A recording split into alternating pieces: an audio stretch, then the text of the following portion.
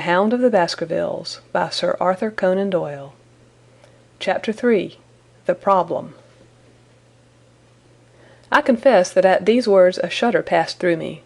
There was a thrill in the doctor's voice which showed that he was himself deeply moved by that which he told us. Holmes leaned forward in his excitement, and his eyes had the hard, dry glitter which shot from them when he was keenly interested. "You saw this?" "As clearly as I see you." "And you said nothing?" "What was the use?" "How was it that no one else saw it?" "The marks were some 20 yards from the body, and no one gave them a thought. I don't suppose I should have done so had I not known this legend." "There are many sheep-dogs on the moor?" "No doubt, but this was no sheep-dog." "You say it was large?" "Enormous." "But it had not approached the body?" "No." "What sort of night was it?" "Damp and raw." "But not actually raining?" "No." "What is the alley like?" "There are 2 lines of old yew hedge, 12 feet high and impenetrable. The walk in the centre is about 8 feet across." "Is there anything between the hedges and the walk?" "Yes, there is a strip of grass about 6 feet broad on either side." "I understand that the yew hedge is penetrated at one point by a gate." "Yes, the wicket gate which leads on to the moor." "Is there any other opening?" "None." "So that to reach the yew alley one either has to come down it from the house or else to enter it by the moor gate?" "There is an exit through a summer house at the far end." "Had Sir Charles reached this?" "No, he lay about 50 yards from it." "Now tell me, Dr. Mortimer, and this is important, the marks which you saw were on the path and not on the grass?" "No marks could show on the grass." "Were they on the same side of the path as the moor gate?" "Yes, they were on the edge of the path on the same side as the moor gate." "You interest me exceedingly. Another point. Was the wicket gate closed?" "Closed and padlocked." "How high was it?" "About 4 feet high." "Then anyone could have got over it?" "Yes." "And what marks did you see by the wicket gate?" "None in particular." "Good heaven! Did no one examine?" "Yes, I examined myself." "And found nothing?" "It was all very confused. Sir Charles had evidently stood there for 5 or 10 minutes." "How do you know that?" "Because the ash had twice dropped from his cigar." "Excellent! This is a colleague, Watson, after our own heart. But the marks?" "He had left his own marks all over that small patch of gravel. I could discern no others." Sherlock Holmes struck his hand against his knee with an impatient gesture. "If I had only been there!" he cried.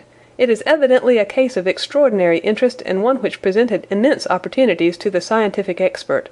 That gravel page upon which I might have read so much has been long ere this smudged by the rain and defaced by the clogs of curious peasants. Oh, Dr. Mortimer, Dr. Mortimer, to think that you should not have called me in! You have indeed much to answer for." "I could not call you in, Mr. Holmes, without disclosing these facts to the world, and I have already given my reasons for not wishing to do so. Besides, why do you hesitate?" "There is a realm in which the most acute and most experienced of detectives is helpless." "You mean that the thing is supernatural?" "I did not positively say so." "No, but you evidently think it." "Since the tragedy, Mr. Holmes, there have come to my ears several incidents which are hard to reconcile with the settled order of nature." "For example?" "I find that before the terrible event occurred several people had seen a creature upon the moor which corresponds with this Baskerville demon, and which could not possibly be any animal known to science. They all agreed that it was a huge creature, luminous, ghastly, and spectral. I have cross-examined these men, one of them a hard-headed countryman, one a farrier, and one a moorland farmer, who all tell the same story of this dreadful apparition, exactly corresponding to the hell-hound of the legend. I assure you that there is a reign of terror in the district, and that it is a hardy man who will cross the moor at night." "And you, a trained man of science, believe it to be supernatural?" "I do not know what to believe." Holmes shrugged his shoulders. "I have hitherto confined my investigations to this world," said he. In a modest way I have combated evil, but to take on the father of evil himself would, perhaps, be too ambitious a task. Yet you must admit that the footmark is material." "The original Hound was material enough to tug a man's throat out, and yet he was diabolical as well." "I see that you have quite gone over to the supernaturalists. But now, Dr. Mortimer, tell me this. If you hold these views, why have you come to consult me at all? You tell me in the same breath that it is useless to investigate Sir Charles's death, and that you desire me to do it." "I did not say that I desired you to do it." "Then how can I assist you?" "By advising me as to what I should do with Sir Henry Baskerville, who arrives at Waterloo Station," Dr. Mortimer looked at his watch, "in exactly 1 hour and a quarter." "He being the heir?" "Yes. On the death of Sir Charles we inquired for this young gentleman and found that he had been farming in Canada. From the accounts which have reached us, he is an excellent fellow in every way. I speak now not as a medical man, but as a trustee and executor of Sir Charles's will." "There is no other claimant, I presume?" "None. The only other kinsman whom we have been able to trace was Roger Baskerville, the youngest of 3 brothers, of whom poor Sir Charles was the elder. The second brother, who died young, is the father of this lad, Henry. The third, Roger, was the black sheep of the family. He came of the old masterful Baskerville strain, and was the very image, they tell me, of the family picture of old Hugo. He made England too hot to hold him, fled to Central America, and died there in 1876 of yellow fever. Henry is the last of the Baskervilles. In 1 hour and 5 minutes I meet him at Waterloo Station. I have had a wire that he arrived at Southampton this morning. Now, Mr. Holmes, what would you advise me to do with him?" "Why should he not go to the home of his fathers?" "It seems natural, does it not? And yet consider that every Baskerville who goes there meets with an evil fate.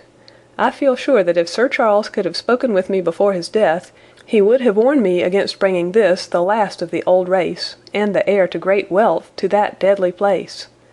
And yet it cannot be denied that the prosperity of the whole poor, bleak countryside depends upon his presence.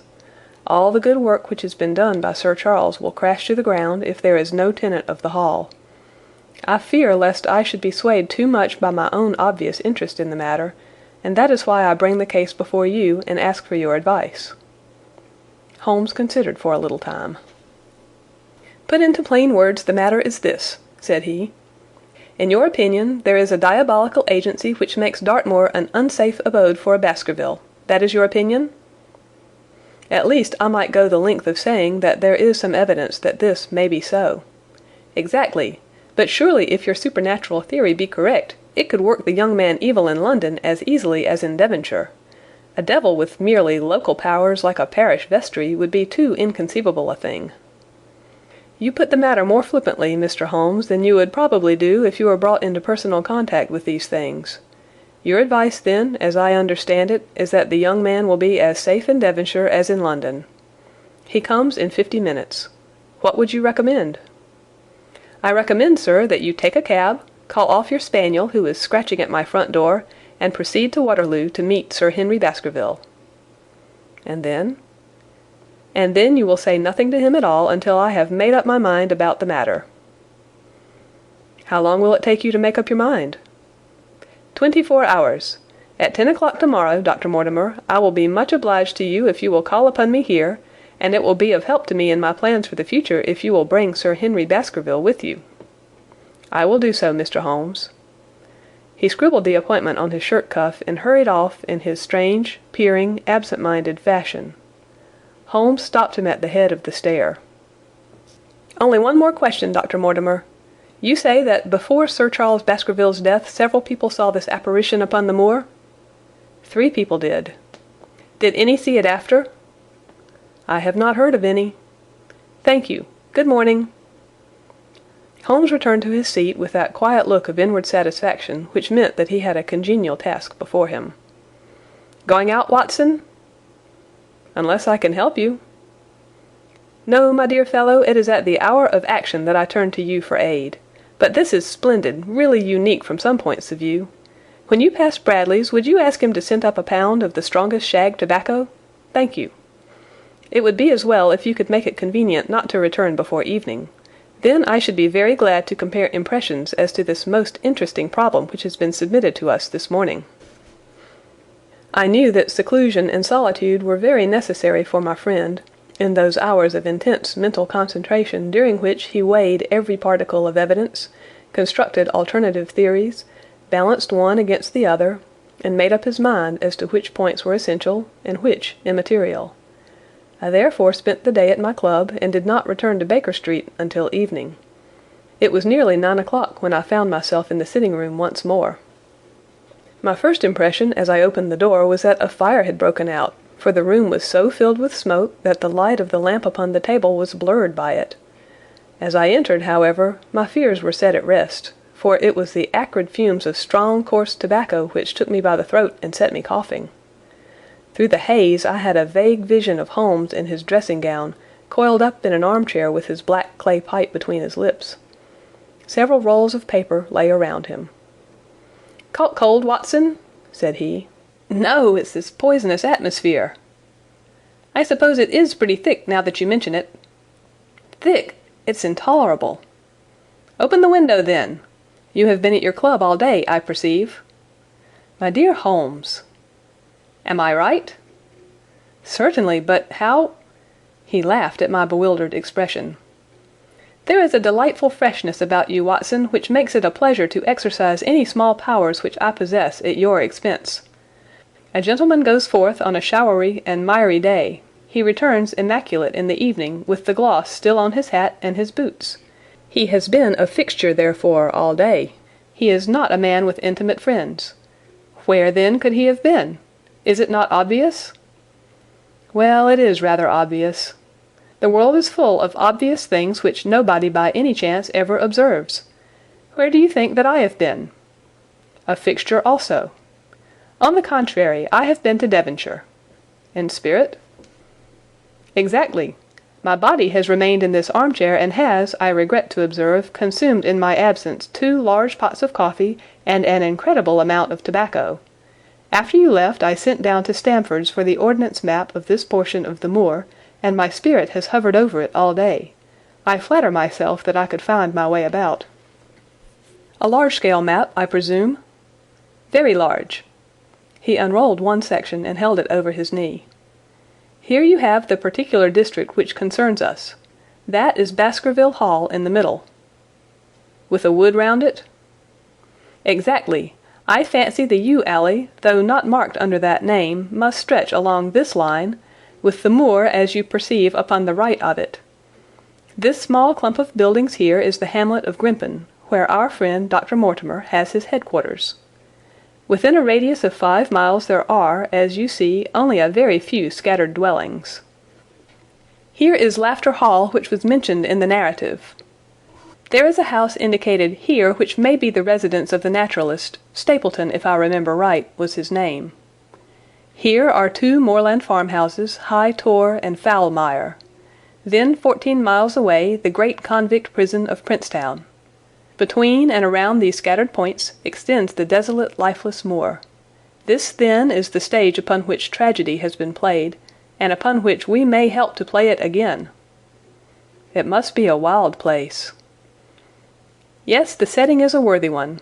If the devil did desire to have a hand in the affairs of men—" "Then you are yourself inclining to the supernatural explanation." "The devil's agents may be of flesh and blood, may they not? There are 2 questions waiting for us at the outset. The one is whether any crime has been committed at all. The second is, what is the crime and how was it committed? Of course, if Dr. Mortimer's surmise should be correct and we are dealing with forces outside the ordinary laws of nature, there is an end of our investigation. But we are bound to exhaust all other hypotheses before falling back upon this one. I think we'll shut that window again if you don't mind. It is a singular thing, but I find that a concentrated atmosphere helps a concentration of thought. I have not pushed it to the length of getting into a box to think, but that is the logical outcome of my convictions. Have you turned the case over in your mind?" "Yes, I have thought a good deal of it in the course of the day." "What do you make of it?" "It is very bewildering." "It has certainly a character of its own. There are points of distinction about it. That change in the footprints, for example. What do you make of that? Mortimer said that the man had walked on tiptoe down that portion of the alley. He only repeated what some fool had said at the inquest. Why should a man walk on tiptoe down the alley? What then? He was running, Watson, running desperately, running for his life, running until he burst his heart and fell dead upon his face. Running from what? There lies our problem. There are indications that the man was crazed with fear before ever he began to run. How can you say that? I am presuming that the cause of his fears came to him across the moor. If that were so, and it seems most probable, only a man who had lost his wits would have run from the house instead of towards it. If the gypsy's evidence may be taken as true, he ran with cries for help in the direction where help was least likely to be. Then again, whom was he waiting for that night? And why was he waiting for him in the yew alley rather than in his own house? You think that he was waiting for someone? The man was elderly and infirm. We can understand his taking an evening stroll, but the ground was damp and the night inclement. Is it natural that he should stand for 5 or 10 minutes, as Dr. Mortimer, with more practical sense than I should have given him credit for, deduced from the cigar ash? But he went out every evening. I think it unlikely that he waited at the moor gate every evening. On the contrary, the evidence is that he avoided the moor. That night he waited there. It was the night before he made his departure for London. The thing takes shape, Watson. It becomes coherent. Might I ask you to hand me my violin, and we will postpone all further thought upon this business until we have had the advantage of meeting Dr. Mortimer and Sir Henry Baskerville in the morning. End of Chapter 3.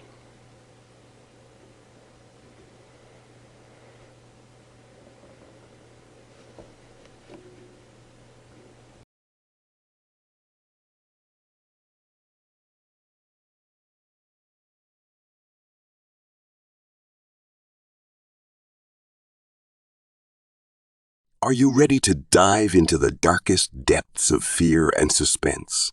Don't miss out on our latest spine-chilling tales and terrifying encounters. Subscribe now to Dark Tales, Horror Stories, and join our community of brave souls who dare to explore the unknown. Hit the subscribe button below and prepare yourself for a journey into the shadows. Subscribe now and let the nightmares begin.